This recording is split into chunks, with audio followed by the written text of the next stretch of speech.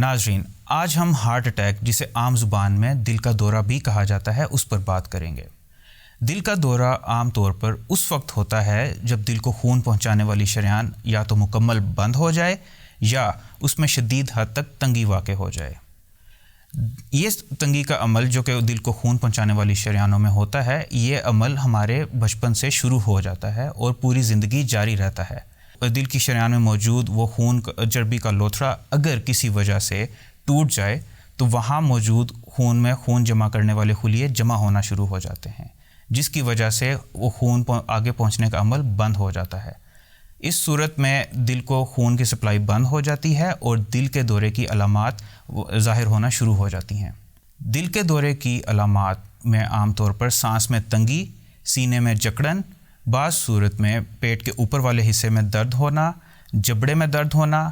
بائیں بازو میں درد ہونا، یا عام طور پر سانس میں زیادہ حد تک تنگی اور پھیپھڑوں کے اندر موجود پانی کا جمع ہو جانا، یہ بھی شامل ہے۔ اگر کسی شخص میں یہ علامات ظاہر ہو رہی ہیں تو اسے چاہیے فوراً وہ کسی بھی قریبی ہسپتال میں رجوع کرے، جہاں پہ ڈاکٹرز فوری طور پر اس کی ECG کریں گے اور اس کی بنیاد پر اس کا مزید علاج کا فیصلہ کیا جائے گا۔ اگر دل کو خون پہنچانے والی شریان مکمل طور پر بند ہے تو مریض کو فوراً اینجیوگرافی کر کے وہ بند حصے کو سٹینٹ ڈال کے کھول دیا جاتا ہے۔ اس عمل کو اینجیوپلاسٹی کہا جاتا ہے۔ اگر دل کی شریان مکمل بند نہ ہو تو اس صورت میں مزید بلڈ ٹیسٹ کیے جاتے ہیں اور مریض کی حالت کو مد نظر رکھتے ہوئے اس کے علاج کا فیصلہ کیا جاتا ہے۔ ایسی صورت میں عام طور پر اینجیوگرافی کا عمل 2 سے 3 دن تک یا بعض اوقات اس سے بھی زیادہ ڈیلے کیا جا سکتا ہے۔ دل کے دورے کی بعض وجوہات میں شوگر کا ہونا، بلڈ پریشر کا زیادہ ہونا، یا بہت کامن چیز سگریٹ نوشی کا ہے۔ اب اگر کسی شخص میں یہ تمام وجوہات موجود ہیں تو اسے چاہیے کہ اپنے ڈاکٹر سے رجوع کرے اور بلڈ پریشر کو کنٹرول رکھے، شوگر کو کنٹرول رکھے، اور سگریٹ نوشی کی صورت میں اپنے سگریٹ نوشی مکمل طور پر ترک کر دے۔ اب عوام الناس میں دل کے دورے کے حوالے سے بعض غلط فہمیاں پائی جاتی ہیں۔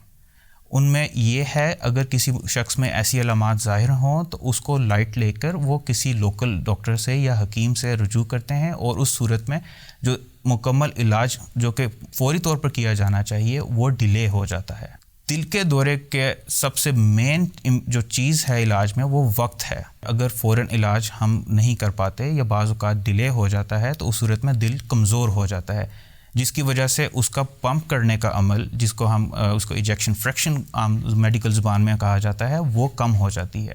اور جو دل کا کام جسم کے باقی حصوں کو خون پہنچانا ہوتا ہے وہ عمل کافی حد تک کم ہو جاتا ہے، جسے ہم میڈیکل کی ٹرمز کے اندر ہارٹ فیلئر کہتے ہیں۔ اگر دل کا حصہ کمزور ہو جائے تو وہ ہم دوبارہ ریپیئر نہیں کر سکتے، اور وہ چیز مکمل آگے زندگی تک اس انسان کے ساتھ رہتی ہے، اور اس عمل کو ہم ادویات کے ذریعے کنٹرول کرتے ہیں تاکہ جو ہارٹ فیلئر کی علامات ہیں وہ کم سے کم ہو سکیں۔ بعض اوقات لوگ یہ سوال کرتے ہیں کہ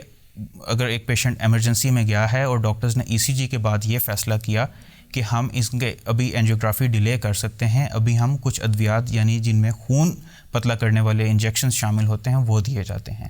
عوام وہاں پہ یہ سوال کرتے ہیں کہ فوراً علاج کیوں نہیں کیا گیا؟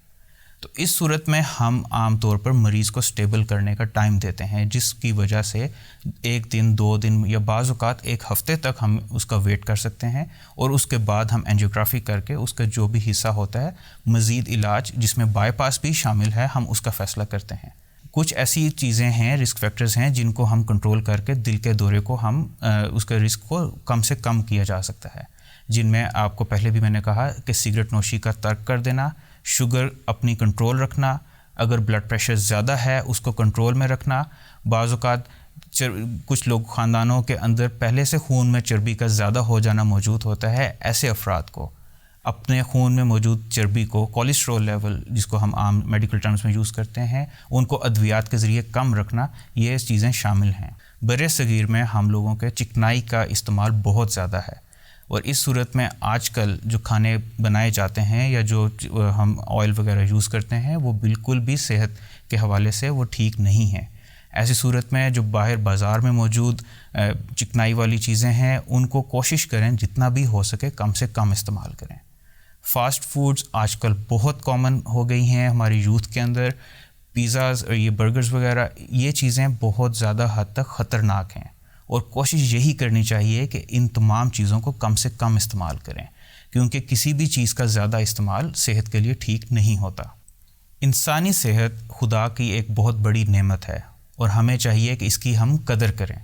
اگر ہم اپنی صحت کا چاہتے ہیں کہ آگے جا کر ہمیں اس طرح کی بیماریاں نہ ہوں, تو ہمیں اپنی غذا میں خاص طور پر بہت زیادہ احتیاط کی ضرورت ہے. اس کے علاوہ ہم اپنی لائف سٹائلز کو بہتر کریں, ایکسرسائز کو اپنے معمول کا حصہ بنائیں,